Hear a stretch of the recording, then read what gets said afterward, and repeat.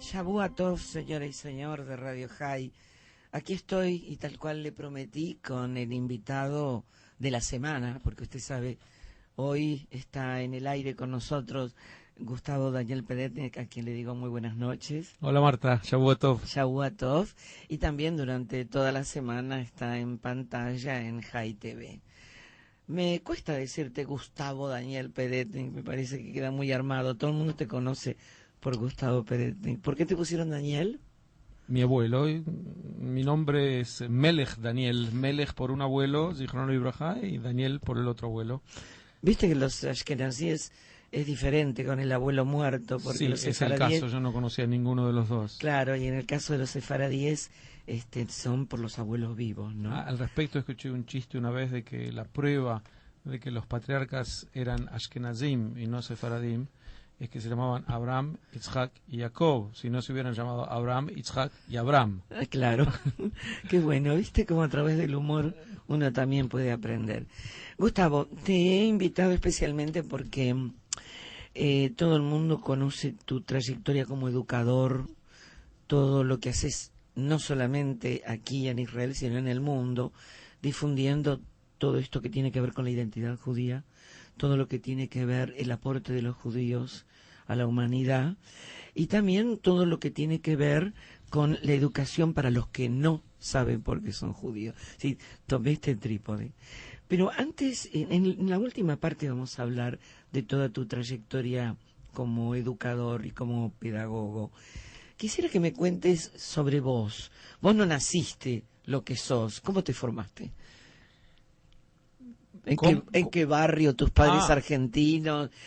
¿Tus padres extranjeros? ¿Tus abuelos? Mis padres, Zichronam Libraja, los dos eran primera generación de argentinos. Mis abuelos inmigraron desde Rusia y yo fui hijo único en una familia. Vos me preguntás dónde. El marco, nací en Caballito, pero la mayor parte de mi infancia la pasé en Barrio Norte. Ahí también iba a la escuela. Y las experiencias infantiles y juveniles que recuerdo son siempre sumamente gratas. Sé que la gente se clasifica a veces en su optimismo, pesimismo, depende de cómo vivió su pasado más tierno, y en mi caso realmente fue siempre algo muy alentador, rodeado de cariño, siempre con estímulo, y eso debe haber sido uno de los motores de un optimismo que a veces llega a ser patológico, dicen algunos en mi caso. Bueno, ahora no me queda mucho que preguntar, porque ya me dices que tanto tu infancia como tu adolescencia fueron muy feliz. Y siendo hijo único, pusieron muchas expectativas, porque el hecho, no sé, si en la ambientación de tu casa, el hecho de hijo único, rodeados de padres que leían mucho, padres profundamente judíos, intelectuales, ¿cómo se formó toda esta parte tan judía tuya? Distaban de ser intelectuales. En el caso de mi padre sí recuerdo que leía, tampoco diría mucho. Yo creo que no era un jajam que estaba todo el día leyendo, ¿no? Yo realmente tengo una avidez por la lectura que no viene exactamente de haberlo visto en otros. Me acuerdo, tal vez tiene que ver con ser hijo único. A veces el hecho de ser hijo único y no tenés un hermano con el que mi jugar, hermanito es el libro, mi hermanito es el libro. Algo así puede ser. Realmente, hoy estuve en la Biblioteca Nacional y en general cuando estoy en bibliotecas me siento mucho más alentado, es decir, siempre la curiosidad se despierta más. Con todo diría que la formación fue de un hogar típicamente judío en donde la cultura ocupa un lugar muy importante. De ahí a intelectualidad es mucho decir, pero esa era, y además una valoración extrema por el estudio y el aprendizaje, que también creo yo que es típicamente judía. Esa valoración que hace que lo mejor que puede pasar a una familia es que el chico tenga éxitos en los estudios y que elija una carrera y que termine la carrera. Bueno, vos lo sabés bien. Y tener un hijo profesional. Tal cual. Y hacer inmediatamente una copia del título para que mamá también cuando venga en la visita dice, sí, ese es mi hijo. No, sabes que estos son mis nietos, el de 5 es médico, el de 7 es abogado. Pero este ya se graduó. En Gustavo, generalmente cuando se llega a un nivel intelectual como el tuyo, de tanta importancia, uno se pregunta, ¿fuiste a una escuela típica o fuiste seguramente al Buenos Aires, al Carlos Pellegrini, no fuiste al Heder, pero algunos estudios judaicos paralelos hiciste? Sí, fui al Carlos Pellegrini en la escuela secundaria. En la primaria. Estoy hecho una divina. La primaria en el Buenos Aires English High School, del que también tengo recuerdos gratísimos y además muy presentes. Yo tengo muy buena memoria para experiencias, vivencias, nombres de libros y algunas otras manías. Y te pregunté si paralelamente... los estudios judaicos no los hice en escuela judía. Empecé a partir del Bar Mitzvah, que hice en la Sinagoga de Libertad. Sí. El puntapié inicial para tu carrera, qué interesante. Sí, para mis estudios judaicos formales. Y los concluí en lo que era la Midrashá, en esa época, el seminario de maestros hebreos, que pertenecía a la AME, que lamentablemente ya no existe más, del cual también... En la calle Ayacucho. Tal cual, en el cual eventualmente fui profesor después. Pero, como vos bien dijiste, Marta, no fueron los estudios clásicos, ni desde el punto de vista del Heder, ni desde el punto de vista de una escuela judía formal. Esto, cuando se lo comunico a alguno de mis alumnos o padres, es contraproducente. Padres de alumnos, porque siempre, mira, vos tenés tanto interés por los judíos y estás tan bien identificado con los judíos y no fuiste a la red escolar judía tradicional, entonces ¿por qué me decís que yo sí lo haga? No tengo respuesta para esa pregunta. Bueno, quizás porque hoy hay más lugares para poder ir y dedicarse. Sí, hay menos interés también. La educación judía está un poquito erosionada, y lo que no está erosionado es este potencial de generar orgullo judaico en la gente, que debería ser una de las metas principales de la educación judía. Bueno, yo esto no lo viví gracias a la educación judía, lo de en qué momento se despierta la chispita de alguien de decir qué bien, qué feliz que me siento de ser judío. En mi caso fueron más recuerdos de la infancia. Uno de los que tengo perfectamente presente fue la Guerra de los 6 días. Yo tenía 9 o 10 años, me acuerdo estar en el coche. Qué joven que sos. En el coche con mis padres, y en la radio se oye una noticia de que Israel había revertido la sensación inicial de que perdían la guerra, de que iban a ser echados al mar. Y literalmente mi padre pegó un salto en el coche, que se movió todo el coche, y de alegría los dos, ¡qué fantástico! Y ahí por primera vez desperté algo que les daba tanta felicidad, que no tenía nada que ver con la familia directa. Y creo que ese fue el primer empujón a sentirme tan bien de ser judío y feliz, y que tuvo que ver con Israel, como lo que ves, como ves, y por lo tanto no es casual que Israel ocupe un lugar tan central en mi vida. Qué fantástico es hacerle un reportaje a Gustavo Peretnik, porque ya tenemos 2 ítems tan importantes para una entrevista como Radio High, de saber que tu bar mitzvah fue el puntapié inicial, la Guerra de los 6 días, cuando se revirtió toda la amenaza que sufrió Israel, que salió victoriosa, te hizo sentir orgulloso en la identidad con Israel.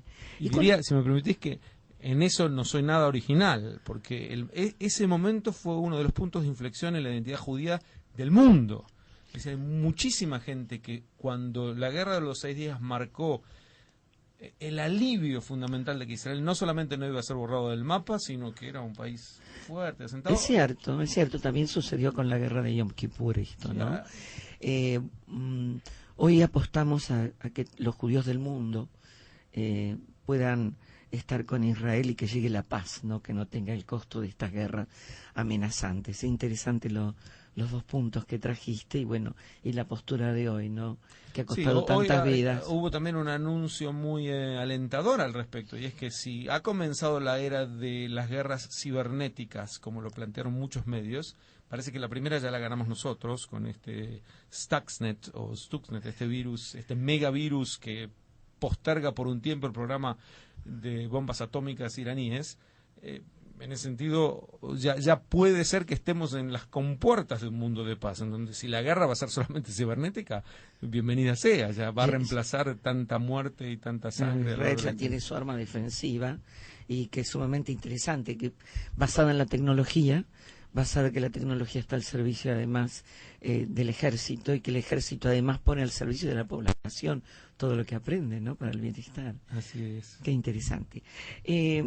Ya que sabemos cómo empezaste, qué despertó, ¿cuál fue tu primer trabajo como educador? Porque en realidad, si te tengo que definir, sos un educador.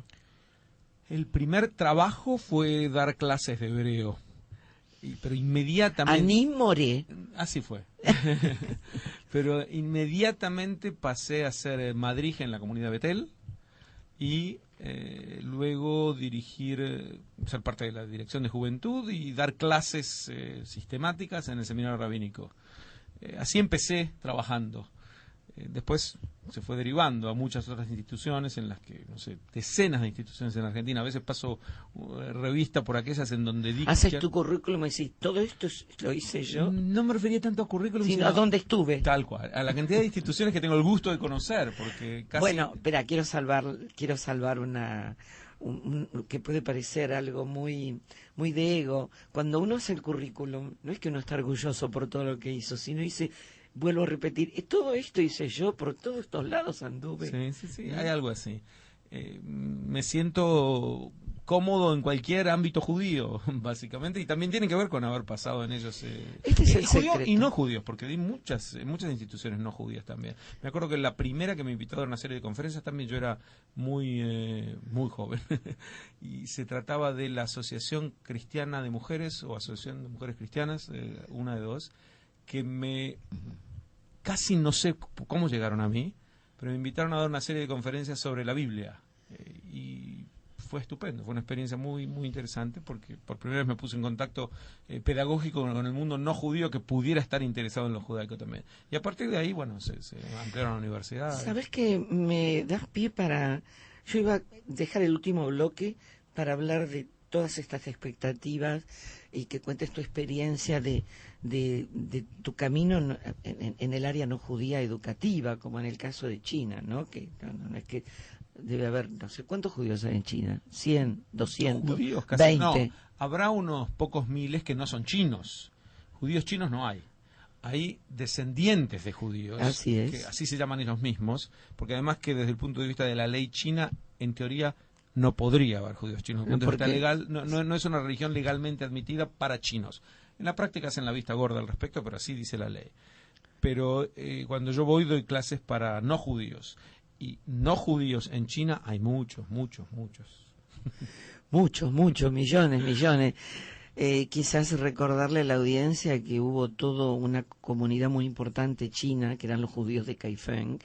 Tuve el gusto de visitarlos varias veces. ¿Podés contarlo? Que era la ruta de la seda. Ahí más o menos hace 1000 años nació una comunidad judía que venía de ahí, de Persia, por esta ruta, y se estableció en Kaifeng, y fueron muy bienvenidos y les dieron todas las posibilidades de desarrollarse. De todos modos, los judíos chinos, dice el profesor Xu Xin, que es el máximo especialista en judíos chinos, nunca llegaron a ser más de 5000. Y con todo, hace que hoy en día su misteriosa historia sea tan fascinante para turistas, historiadores, investigadores, que se sigue permanentemente tratando de dirimir cuántos, dónde. La historia está más o menos ya... ¿Por qué se extinguieron? ¿Por qué se fueron? ¿Vos te imaginás un parojet, por ejemplo, todo bordado con letras chinas? Lo he visto. ¿Lo has visto? Sí, es realmente una historia. El vestido de la Torá, seguramente en seda. Estoy hablando de que cada país lo que tiene de interesante, y vos lo sabés muy bien, respecto a lo que es la diáspora, cada judío también tomó ciertas formas de los lugares donde fue a vivir, que eso es lo que muestra el Beit HaFutzot, ¿no? La diáspora. La especialista en esto, que es la profesora Eber de la Universidad Hebrea de Jerusalén, plantea un proceso de significación. Ella no lo llama asimilación, porque los judíos en China lo que hicieron fue incorporar a su judaísmo consideraciones chinas. Algo mucho más fácil en China que en otros países. ¿Por qué? Porque la cultura china no tenía problemas teológicos con el judaísmo. Digamos, el confucianismo es perfectamente incorporable al judaísmo, porque son normas sociales de cómo comportarse, no hay teología confuciana. Y eso era lo que hacían. Es decir, entonces resultó más fácil. Más fácil incorporarlo. En países cristianos o musulmanes ya había un problema mucho más serio religioso. No se podían incorporar dogmas de estas religiones al judaísmo porque había tensión o contradicción. Y entonces este proceso de significación, al que vos referías con símbolos, se da también en máximas, en estudios que caracterizaron la vida de los judíos en China durante muchos siglos. Vos tenés un programa que diste en China que se llama Haitian.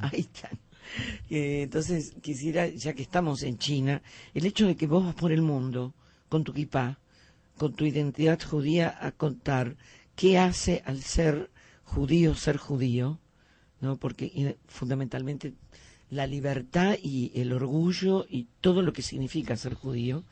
¿Qué es lo que le has contado a los chinos en todo este curso que estuviste dando? Recuerdo que en otra oportunidad me contaste la cantidad de veces que fuiste y los trabajos que hiciste.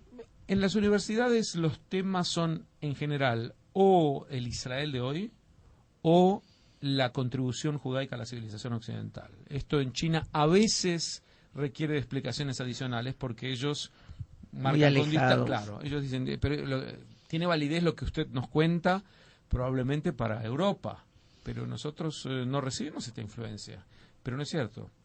Vos sabés que una vez lo recuerdo perfectamente, creo que está en a YouTube. Ver, no es cierto, me quedo con el no es Ahí cierto. voy a ejemplificarlo. Muy bien.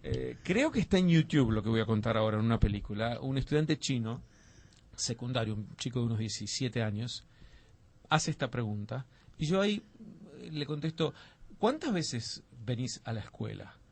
Y él me contesta 6. 6 de cada cuántas. Y 6 de 7. Ahí me enteré que Israel y China son los únicos dos países que tienen 6 días por semana para los pobres niños que tienen que ir a la escuela. Pero cuando me dice 6 de 7, le respondo inmediatamente, mira, un mes es lo que tarda más o menos la Luna en girar en torno a la Tierra, y un año es lo que tarda la Tierra en girar en torno al Sol, y un día es lo que tarda la Tierra en girar en sí misma. Pero no hay ninguna ley física que establezca que el tiempo debe ser dividido en 7 días. ¿Por qué me decís 6 de 7 como si fuera lo natural? ¿De dónde viene que hay que tener una semana, el tiempo contado en 7? Cara china de... No lo pudo resolver. Entonces le dije, viene de los hebreos esto. Viene de la cultura hebrea. Es en la Biblia que se señala que el tiempo debe ser así contado. Así que no es que vos no recibiste esta influencia. La cultura judía ha moldeado la civilización también en China, como ves. Y ahí se quedó tranquilo. Quiere decir que ellos celebran el Shabbat. Como todo el mundo, no como nosotros, pero el Shabbat es un valor universal hoy en día. Bueno, vos que andás por el mundo y diste el ejemplo de China, vos sabés muy bien, en España todavía se encuentra gente que dice, yo no sé por qué, pero los viernes se enciendo velas. Es que es lo que ha quedado de la Inquisición. Sí. ¿Cómo llegaste a China? ¿Cómo se te ocurrió? ¿Te invitaron? ¿Es algún con un intercambio que tiene la Universidad Hebrea de Jerusalén, donde vos sos profesor? Ese fue el resultado.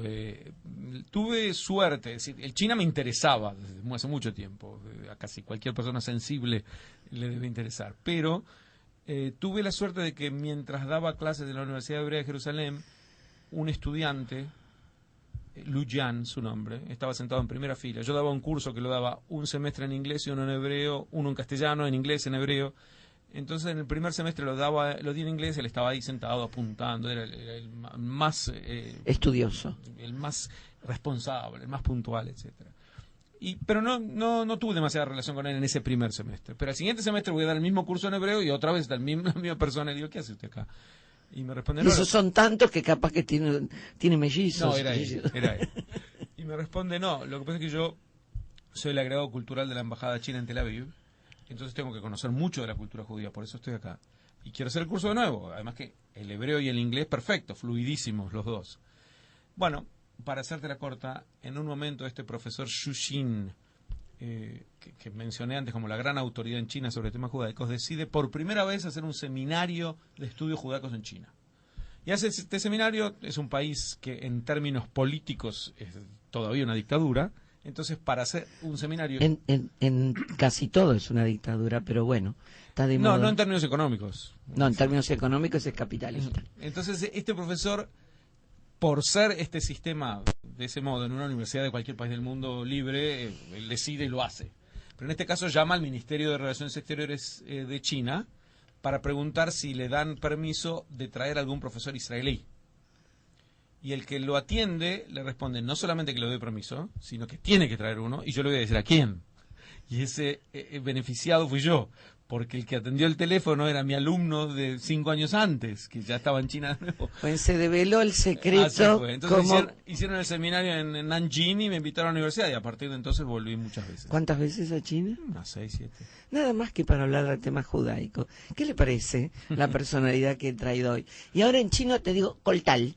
De China nos vamos a ir a España, nos vamos a ir, no se vaya, esto lo digo para tentarlo, a varios países en los cuales Gustavo enseña.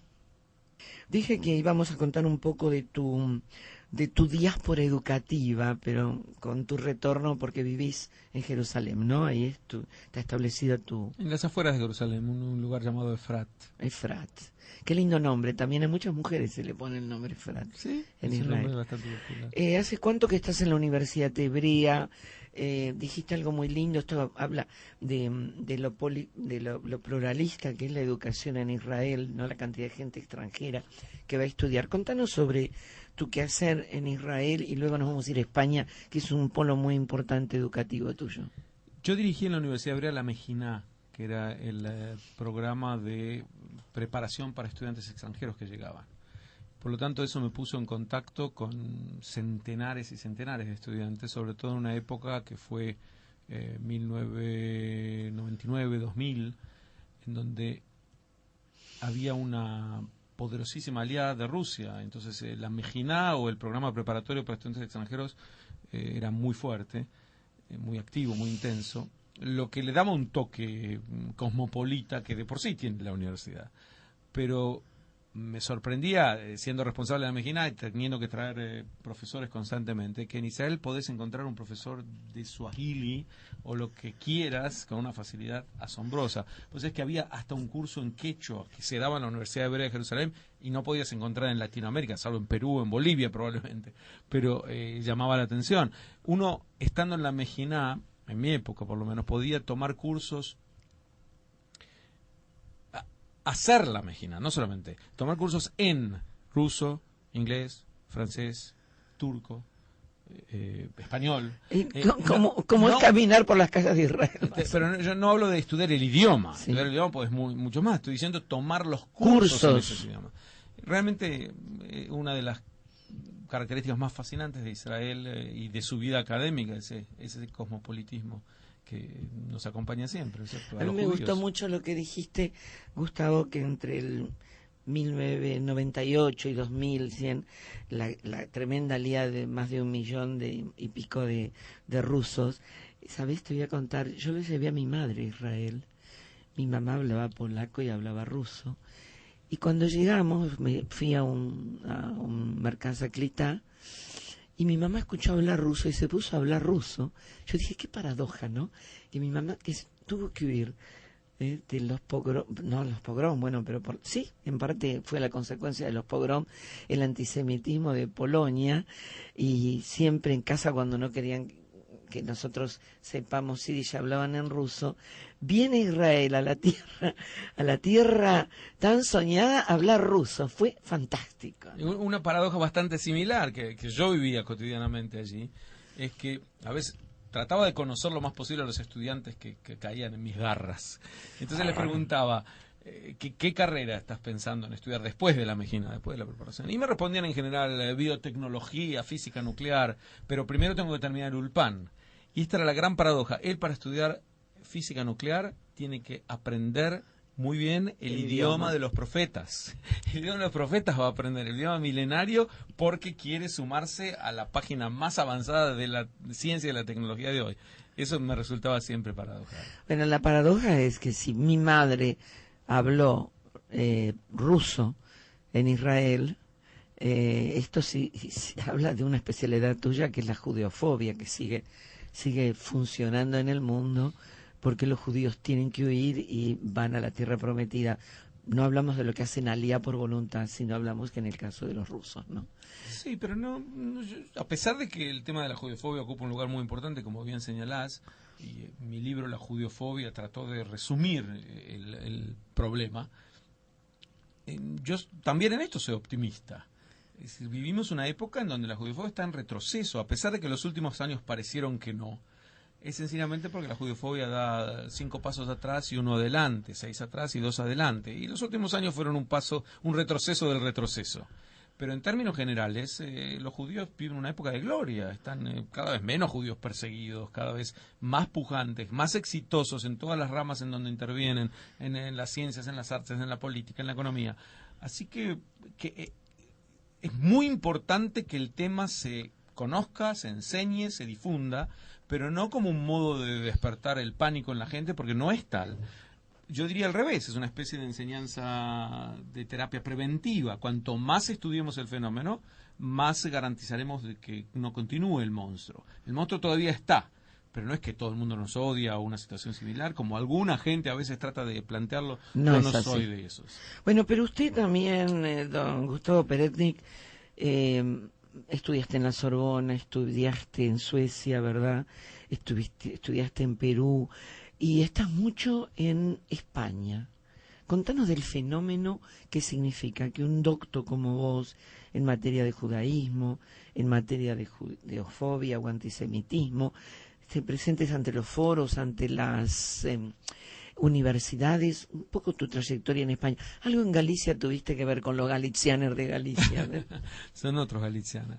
Bueno, en las universidades españolas, en general, el clima que se vive es muy hostil a Israel, pero la gente que viene a mis cursos no.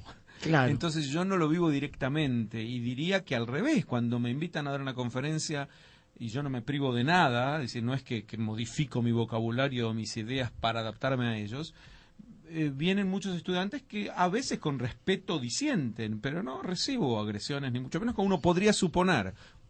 Tuve algún caso de esos, pero muy perdido y excepcional. El año pasado dicté nuevamente el curso La Judiofobia con ese título en la Universidad de Barcelona. Y la gente que venía, pero perfectamente entendía que es un fenómeno que debe estudiarse. Y Barcelona es un enclave muy particular, ¿no es También cierto? es cierto, pero yo diría que di en 20 ciudades españolas y en términos generales no viví hostilidad en carne propia. Podría contar algunas anécdotas en donde sí. Por ejemplo, una, porque estamos hablando que la gente que está a favor de Israel o que le interesa la cultura judía, porque en la educación es donde se mejora justamente este grado de odio, Bueno, una negativa fue también en una universidad de Barcelona, pero había como 200 estudiantes en una sala muy grande, di una conferencia sobre la judeofobia, y al final se pusieron de pie 2 estudiantes para hacer una pregunta, entre comillas, no era pregunta, donde decía toda la información que toda la información que usted da es una información inventada. Yo pensé que se iban a referir a lo que decía de Israel, pero me la hicieron más fácil, porque dijeron estos datos de que mataron a los judíos en la Segunda Guerra Mundial, bueno, eran negadores del Holocausto típicos.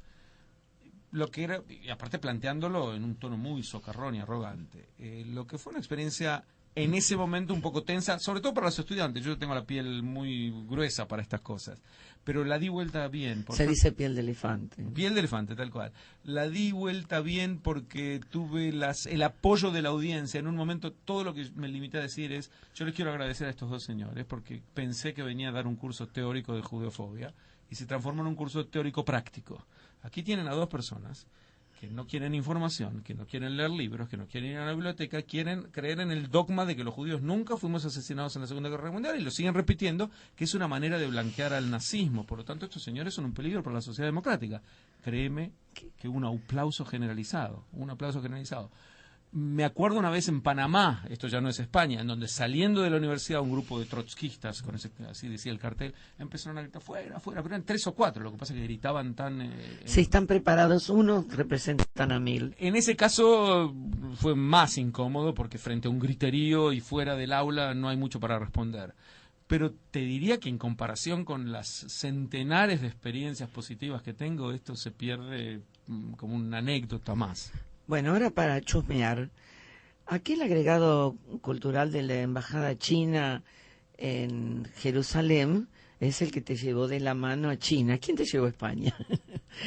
¿Cómo resultó toda esta proyección? Es más fácil. Como las primeras veces que llegué a España, estoy tratando de recordar porque hace bastante tiempo, en general o soy invitado por alguna universidad o soy invitado por la comunidad judía, especialmente la comunidad judía de Madrid, es la que más me invita, este año nuevamente. Ahora, de aquí me voy a Barcelona en este caso, pero y a veces más pintoresca la cosa, como por ejemplo ¿Qué pasó en Galicia? En Galicia te cuento un minuto, pero yo contarle sí, una sí. más pintoresca, que es, hace poco el Ministerio de Relaciones Exteriores español tiene lo que ellos llaman casas, que son una especie de poner en vínculo a los pueblos, no a los ministerios, no a los gobiernos, sino a los pueblos directamente. Empezó con la Casa América, después se creó la Casa Asia, es decir, que se dedica al Asia, después crearon la Casa Árabe, y una vez que crearon la Casa Árabe, alguien vino y dijo, pues si tenemos Casa Árabe no podemos dejar de tener una Casa de Israel. Entonces crearon la Casa Sefará de Israel, que frente al mundo árabe y asiático y americano es mucho más pequeño, pero por suerte existe este departamento en el Ministerio de Relaciones Exteriores. A veces las casas hacen obras en conjunta. Sí, son intercambios culturales, Y entonces, como la Casa Argentina en Tierra Santa, por ejemplo. Claro, pero eso creo que no depende del ministerio. No, no depende del ministerio. Estos sí son departamentos del ministerio. Entonces se juntaron la Casa Asia y la Casa Sefará de Israel. Y dijeron, ¿qué podemos hacer como tema en conjunto? Y dijeron, hagamos un seminario de los judíos en China, que pegan. Y por motivos obvios me invitaron. Entonces estuve en un seminario sobre los judíos chinos. Este fue el último viaje a España. En Galicia. En una de las giras por Galicia, a la que me encanta ir, voy cada vez que puedo, y con muy buenos amigos. Vos sabés, perdón, te voy a decir, mucha gente cuando acá se habla de Galicia no tienen idea de la belleza que significa todas esas rías, todas esas playas. Yo no tenía idea hasta que visité Galicia, porque yo escuchaba, es gallego. Gallego como una forma de señalar a un español, pero yo no sabía la belleza que tiene esa tierra gallega. La gente y los gallegos. Porque claro, en general, en todos los países en donde la comida, hay este prejuicio contra ciertos inmigrantes, que es un prejuicio no muy profundo, son simplemente chistes de mal gusto. No, pero yo conocía el nombre gallego, pero no sabía lo que era la tierra gallega. No, pero incluso yo me refiero a la gente gallega. Lo que nosotros conocemos son los inmigrantes, es decir, la población que sale de su país porque necesita buscar fuente de vida, que no es la misma que los que están allí. Eso lo podemos decir de todos los países. Fueron los que vinieron tan pobres, tan muertos de hambre, buscando. En una gira por varias ciudades de Galicia, en un momento deciden personas que vinieron a mis charlas, no judíos, casi no judíos diría, hacer una cena de despedida. Y cuando hacemos la cena de despedida, esto fue hace 4 años. Yo, que como habrás notado, muy tímido no soy. No, ni lento. Les digo directamente, miren, me alegra, pero muchísimo que haya gente que por primera vez escuche una voz positiva acerca de Israel y no responde a la propaganda antisionista obligatoria en los medios españoles. Y vienen a mis conferencias, encima me hacen esta despedida amistosa. Ha llegado la hora de que se unan ustedes. ¿Por qué no se unen y hacen una asociación de amistad con Israel? No te puedo explicar el éxito que tiene AGAI, pero me quedaría corto. Les pido a tu audiencia que se metan. O sea, AGAI es Asociación Gallega. Asociación de Amistad Galicia-Israel. Qué bárbaro. Pero no solamente eso, me escribe Pedro Gómez Valadez, que es su presidente, una persona maravillosa, me escribe de tanto en tanto, diciéndome, ¿sabéis? Ya tenemos 5 más que salieron del armario. ¿Sabes a qué se refieren que salieron del armario? Sí, los que salieron de la ignorancia. No. A ver. Que se animan a decir que son pro-israelíes. Está traído del vocabulario, de otro vocabulario, de salir del armario.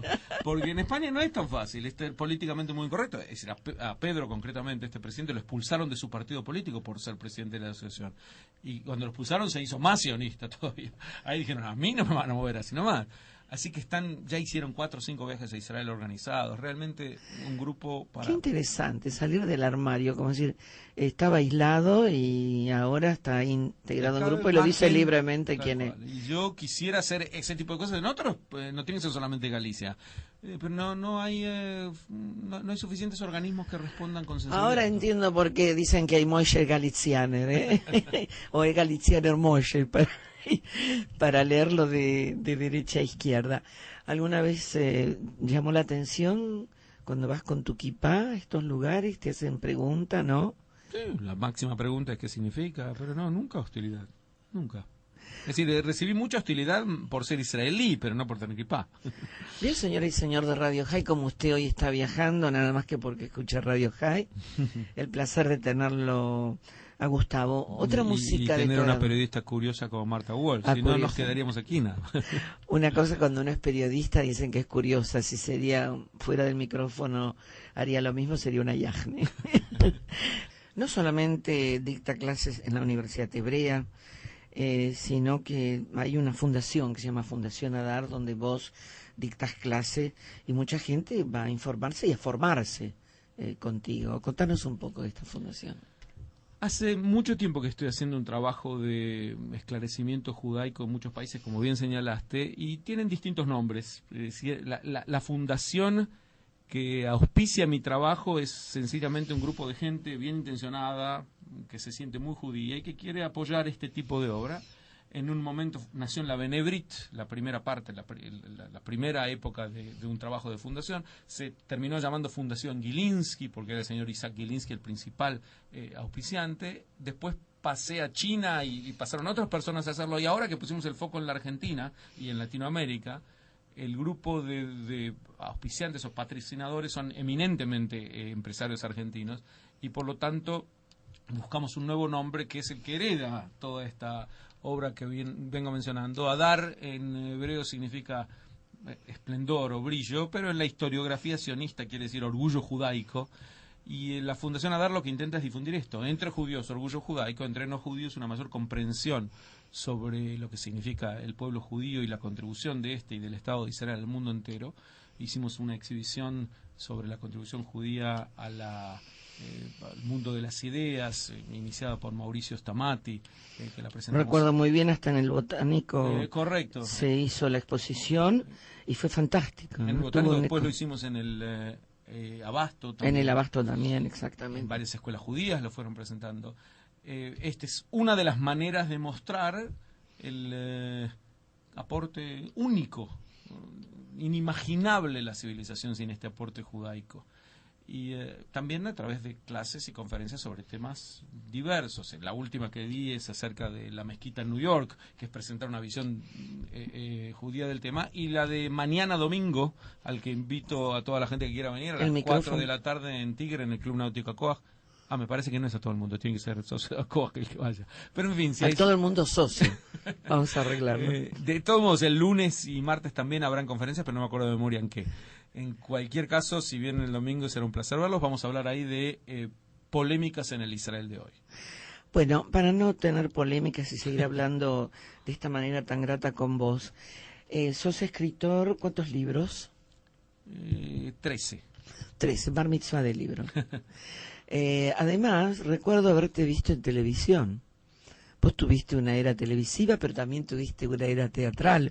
Fuiste actor y autor de obras de teatro. Si yo tengo que sacarle el jugo a todo lo polifacético de tu personalidad. Lo de televisión, ¿a qué te referís? Vos dabas unas conferencias, unas charlas. Hace muchos años tenía un espacio que se llamaba La Fe del Hombre, donde hacía difusión, pero estamos hablando de hace mucho. Vos no habías nacido en esa época. No, pero me lo contaron. Ahora sí. Sí, me lo contaron. Además yo miraba así por el ombliguito de mi mamá y yo te veía. Pero también fuiste descollante en algunas cosas como escribir obras de teatro y actuar. Actuaste en el Nacional como actor. No te contrataron, ¿no? Fue una obra mía. No, esta era la graduación del Carlos Pellegrini. Hicimos una comedia que se llama La tía de Carlos. Y sí, tenía un rol de actor. Vino a vernos Raúl Rossi. Ese fue el clímax de mi experiencia actoral. Pero no, ahí quedó. Bueno, me gustaría para despedirnos, ya que vas a dar una conferencia sobre Israel hoy, que nos hagas una síntesis, porque ¿quién más que vos, que trabajás en una universidad y que vivís en Israel, podés darnos un panorama de lo que está sucediendo? Yo creo que estamos en una época gloriosa del pueblo judío y de Israel. Desde el punto de vista económico hemos zafado una crisis muy seria. Desde el punto de vista tecnológico y científico no tengo que desgranar los logros de Israel en el club astronómico, un pequeño país que ha logrado poner satélites en el espacio, tener la mejor los mejores programas de computación, medicina, realmente un logro a pesar de la agresión y sobre todo a pesar de la calumnia constante que sufrimos en Israel, un país que puede perfectamente despertar el apoyo de los judíos del mundo. Hay un proceso político en marcha que es sobre el que se habla habitualmente. Yo no siempre quiero hablar de esto porque hay muchas otras cosas para hablar de Israel, pero diría que estamos en una época de bastante paz. No es la paz utópica a la que nos quieren empujar, que en general termina más baños de sangre que en paz. Es una paz en donde más o menos se mantiene una tranquilidad por bastante tiempo y que permite que con paciencia avancemos hacia un tratado de paz que no va a venir del día a la noche. Es decir, la manera de lograrlo es tener mucha paciencia, porque básicamente los intereses aquí son muy contrapuestos. Hay un país que quiere vivir y hay regímenes que quieren que este país no viva. Si la contradicción fuera vivir y vivir, ya habríamos llegado a acuerdos de paz. Pero la contradicción es yo quiero vivir y él quiere que yo no viva. Y no tiene una solución muy fácil. Perdón. No, dijiste regímenes que no quieren. Porque, de acuerdo a todas las noticias que llegan y los movimientos que tiene Israel, siendo un país tan democrático, hay de derecha, de izquierda, de centro, pro-árabe, contra los árabes, es que el sistema que ellos tienen no les permite, pero la población quisiera llegar a un acuerdo sin duda. de paz. Nuestra guerra nunca es contra los árabes como pueblos, para nada. Ojalá supiéramos qué piensan ellos, pobres. Viven en regímenes atroces que no permiten ni pensar, ni expresarse, ni opinar. La mayoría de los casos, no siempre es así, pero en fin, lamentablemente no hay democracias árabes. Y eso es lo que hace que haya guerra, porque entre democracias no hay guerras. ¿Tienen alumnos árabes en la universidad hebrea de Jerusalén? Justamente cuando yo dirigía, primeramente la respuesta es un enfático sí, un porcentaje mucho más grande que la población árabe en su conjunto. Pero además cuando yo dirigía la Mejina en la Universidad Hebrea teníamos o judíos que venían del extranjero o árabes. No había israelíes, ellos no tenían que hacer la Mejina, la preparación. Los árabes que venían, que necesitaban también ulpan y otro tipo de cosas, así que los conocía bastante de cerca y con muchos de ellos yo no diría una amistad, pero una relación muy cordial. Así que no tengo en ningún caso siento que haya en mí algún prejuicio contra los árabes o algo así. Yo, por supuesto, que quisiera que los regímenes árabes fueran más democráticos y que quisieran convivir con un pequeño país judío en el Cercano Oriente. Pero mientras no quieran, lo que yo deseo es que nosotros ganemos. Bueno, con tener todo tan claro, yo quiero hacerte más preguntas, pero para terminar, creo que es importante, siendo que sos un educador, ¿cómo ves el futuro de la educación? Vos dijiste algo muy interesante. Comencé siendo Madrid en Betel, porque es tan importante todo este movimiento que hay en las distintas instituciones donde los jóvenes son educados, pasan a ser madrijim. ¿Cómo ves todo esto? ¿Hay un movimiento muy positivo, educativo? Hay en estos pocos años un retorno a un judaísmo más radical, más comprometido, más orgulloso, menos cuestionador, menos devoto de la pluralismo manía. Y me refiero a este fenómeno de que, bueno, vos tenés razón y el otro tiene razón y todos tenemos razón y todo da igual, todo da lo mismo y nada vale más que otras cosas. Ser pluralista está en general mal entendido. Yo soy pluralista porque quiero vivir en una sociedad plural. Por supuesto que no me gustaría que toda la sociedad fuera Marta Wolf y Gustavo Peretnik, sino que haya mucha gente que disienda con nosotros. Pero una vez que he definido que quiero vivir en una sociedad plural, en esa sociedad yo quiero tener mi cuota clara de mensaje, que es lo que las instituciones judías deberían tratar de hacer. Ahora, todavía estamos lejos de una situación muy buena y diría que si bien hay indicios muy promisorios sobre hacia dónde apunta la juventud judía hoy, necesita mucho más apoyo de instituciones que los amparen en su sed judaica y diría de programas como el de Marta Wolf que puedan ilustrar a la gente sobre la vida judía actual sin vueltas, es decir, mostrando las cosas como son y con cariño por lo que es. Bueno, yo te agradezco que hayas venido. Sé que hacerte un tiempito no es fácil para un hombre tan ocupado, pero es muy importante dar a conocer cómo un solo hombre puede hacer tanta difusión, viajando por tantos lugares, escribiendo tantos libros, trabajando desde la centralidad que es la Universidad Hebrea y teniendo esta fundación aquí donde también se está formando mucha gente. Gustavo Peretnik, muchas gracias, buen viaje Y bueno, siempre está el micrófono a tu disposición. Gracias, Marta. Shavua Tov para toda la audiencia. Shavua Tov.